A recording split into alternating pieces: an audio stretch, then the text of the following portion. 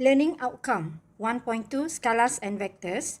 At the end of this chapter, students should be able to first, define scalar and vector quantities. Next, resolve vector into two perpendicular components, x and y axis. Illustrate unit vectors I, j, k in Cartesian coordinate. State the physical meaning of dot or scalar product.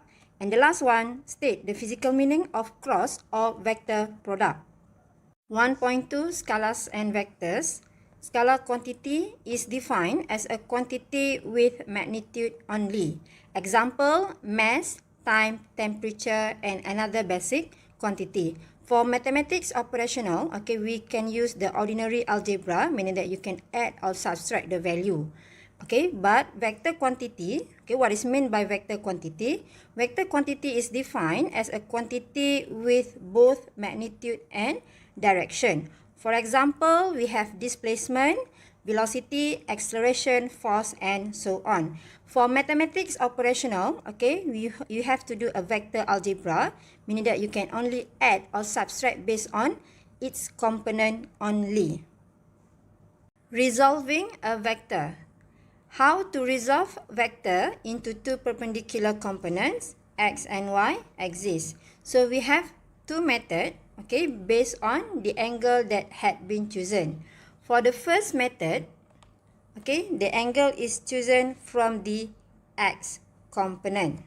But for the second method, the angle that had been chosen is from the y component.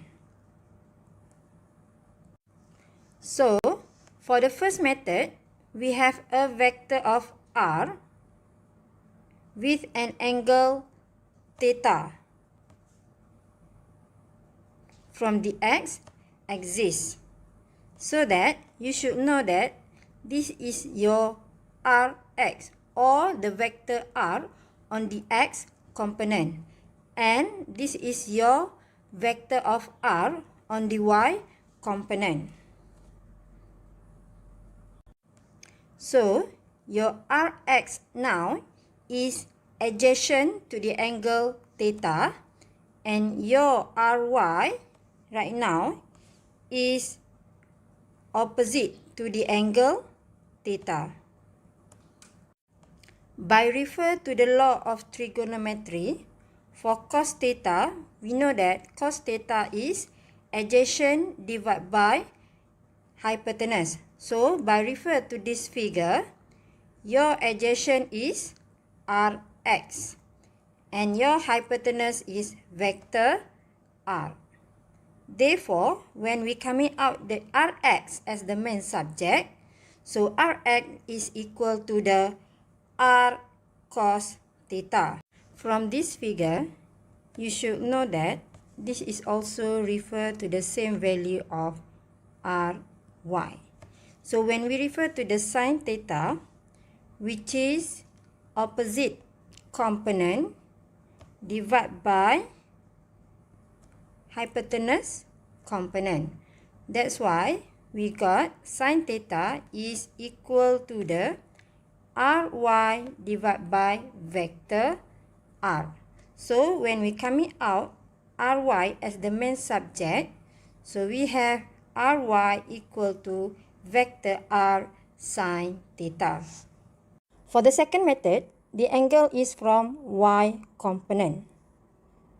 So that this is your vector R on the y component, and this is the vector R on the x component.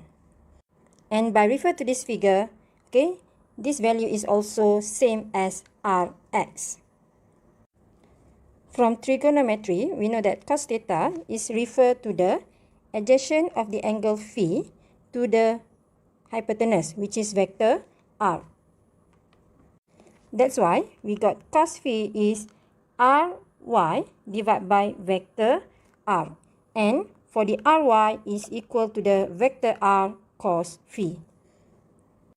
For sin phi, which is know that sin phi is opposite divided by hypotenuse. So that for sin phi, it is Rx divided by vector R. So that for the Rx, we got R sine theta. To calculate the magnitude of vector r, the formula is magnitude r or vector r equal to the square root of rx square plus ry square. And to determine the direction of vector r, the formula that we should use is tangent theta equal to component of ry divided by rx, or theta equal to shift tangent ry divided by rx. Unit vector also can be written as vector r, rx vector I plus ry vector j. Example 1.4, we have a particle S experience a force of 100 Newton as shown in figure above.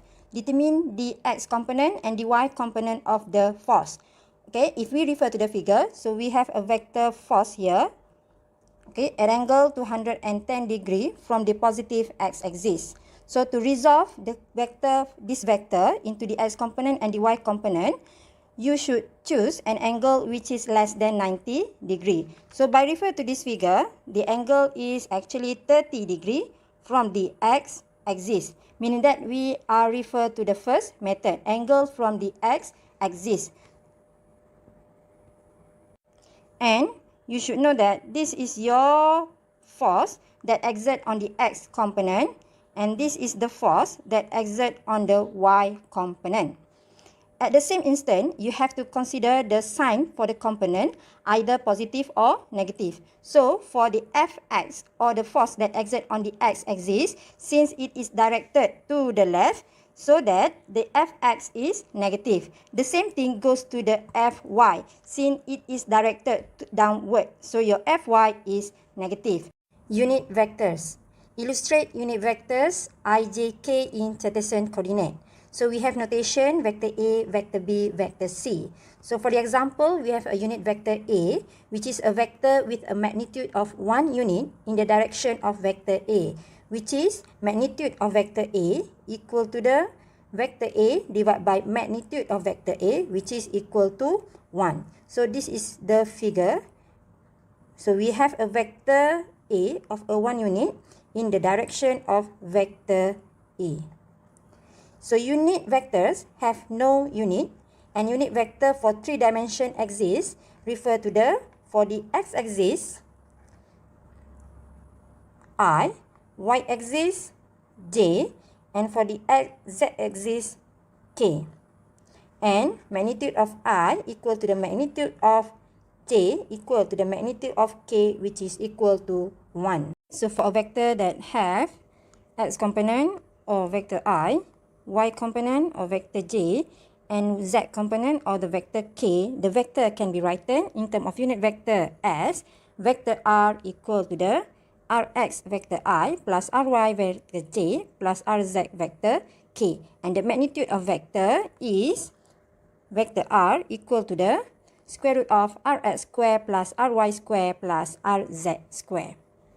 Example, we have a vector S, which is 4i plus 3j plus 2k meter.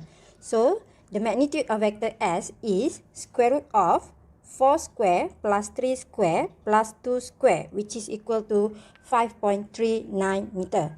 But actually, where is the position of vector S? To determine the position of vector S, it is easier for us by refer to the position of a box.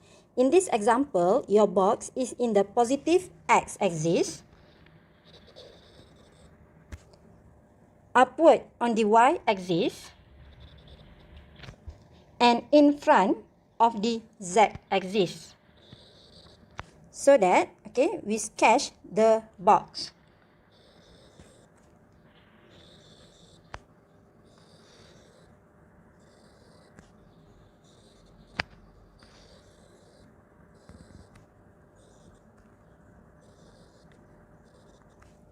Remember, your box is on the right of x-axis, upward on the y-axis, and in front to the z-axis. So, the resultant or the vector S is from the origin position to the point of the box that is not parallel to any component. State the physical meaning of dot or scalar product and state the physical meaning of cross or vector product. For example, we have two vector, vector A and vector B, and we have an angle theta from that two vector. So for the physical meaning of vector A dot B, okay, when we have two vector A, B, so A dot B is the magnitude of B multiplied by the component of A parallel to B. So for vector A, that is parallel to B, so this is the B. Okay, so when A parallel to B, it is actually A cos theta. That's why for the physical meaning of A dot B, it is AB cos theta. For the physical meaning of A cross B, okay, we have two vector A and B. Okay, so this is the angle theta. So the physical meaning is the magnitude of B multiplied by the component of A perpendicular to B. So this is the vector A. Okay, so vector A, when it is perpendicular to B, okay, so this is the vector B, and when it is perpendicular to B, it is actually A sin theta. That's why the physical meaning of A cross B is actually A cross B equal to AB sin theta. Direction of cross product is determined by corkscrew method or right hand rule. For example, we have two vector A and vector B. So when A cross B, it will product a vector C. So to determine the direction of vector C, okay, first point your four fingers to the direction of the first vector. So this is the vector A. Okay, and this is your direction for the four fingers. And then second, swap the four fingers from the first vector toward the second vector B. So this is the second vector by refer to the direction of your palm. So that the direction of your thumb will refer to the direction of the vector product, which is C. Or based on this example, it is pointed upward.